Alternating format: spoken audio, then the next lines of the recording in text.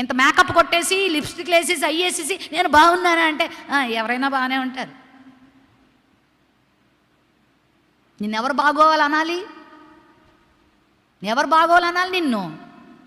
నీ ముఖం కాదు, నీ భౌతిక శరీరం కాదు అందంగా ఉండేది, నీ హృదయం ఎలా ఉంది చూసుకో. ఇది కుళ్ళిపోయే దేహం, మురిగిపోయే దేహం. ఎందుకమ్మా ఆడపిల్లలు ఎందుకు మీ జీవితాలు పాడు చేసుకుంటారు? ఎందుకు మీ టైం వేస్ట్ చేసుకుంటారు? లైన్ లేయడం తప్ప ఇంకేమీ లేదా నీకు?